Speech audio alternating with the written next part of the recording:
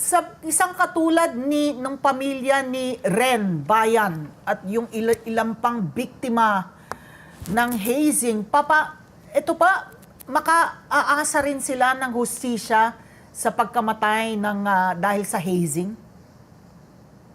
Oo, makakaasa sila ng hustisya.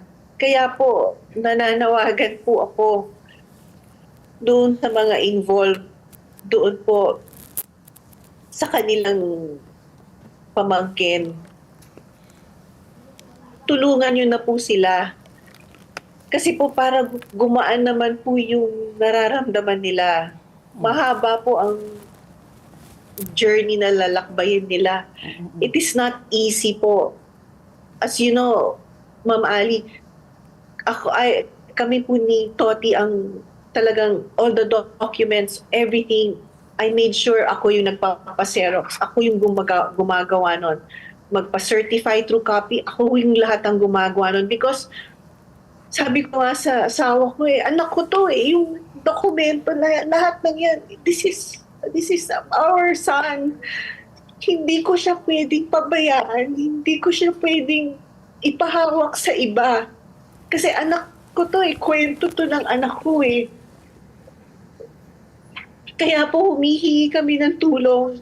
Tulungan nyo na po yung mag-anak sa Taugama po. Kung sila po ang inaakusahan, tumulong na rin po kayo para ma-resolve po ito ng mabilis. And I ask you po talagang give all your help na po. Kasi po masakit po, namatayan po sila ng anak. Tapos makita nila na ganun yung condition ng anak nila, yung pamangkin nila. Mahirap pong tanggapin yun. Hanggang ngayon, sinasabi ko na nakikita ko pa rin paano namin natagpuan si Acho sa punerarya, patong-patong, puro bangkay.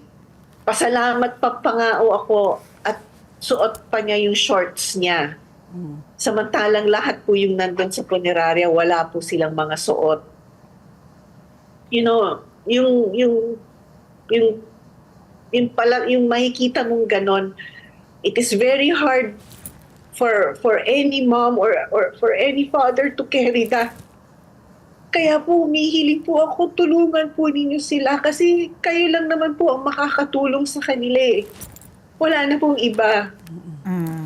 Mami, kami po ay nakikiramay po, no? Talaga po nga napakasakit po na umuwi po kayo sa masamang balita po na yung anak nyo po, no, si Ren Joseph po ay naging biktima po ng hazing.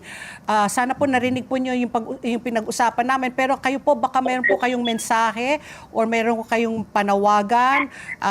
Bukas po kami para po pakinggan po kayo. Ito po. Nananawagan po ako na kung sino man po ang dapat managot sa pagpatay sa anak ko dahil sa hazing. Sana po nabigyan ng justice ang anak ko at sumuko na po. At hindi po ako titigil na hindi po mabigyan ng justisya ng anak ko. Kahit po ako'y babalik, tuloy po ang kaso. Magpapakahirap po ang ibang bansa. Itutuloy po ang kaso. Hindi ko kailangan ng pera nila. Justice lang po ang kailangan ko. Hindi ko alam kung napakinggan mo at nakausap din natin si Mini, na nanay naman ni Atyo Castillo kahapon, nahatulan ng guilty yung 10 miyembro ng fraternity na sangkot doon sa hazing ng kanyang anak. Mini, go ahead. Ito pala kasama natin ang nanay naman ni Ren Joseph. You know what she's going through right now. Opo, Mami, nako, I have no words for you, Mami. I'm sorry na ganyan po yung nangyari sa anak niyo. I'm really sorry po. Sobra. I'm really sorry po, Mami. Nandito po kami, pagdadasal namin kayo, and humihingi nga po ako ng tulong sa mga Taugama. Please po, tulungan niyo na lang po yung pamilya nila. Kasi masakit po you wouldn't want na mangyari din sa inyo yun eh. It's not a feeling na gusto mo. Pero dadalhin ho namin yan eh hanggang sa mamatay kami eh. Opo. Sobrang sakit po. Ang hirap po tanggapin. Pinalaki mo. Tapos ibang tao lang pala papatay. Ng ibang bansa ka, no? Para itaguyod. Magbigyan ng Yung magandang anak buhay. mo. O, yung anak nyo. So, Ng mami ibang po, bansa ka, tiniis mo na mawalay sa pamilya mo para lamang itaguyod yung anak mo. Tapos uuwi ka at matatagpuan mong wala ng buhay. Ito po ay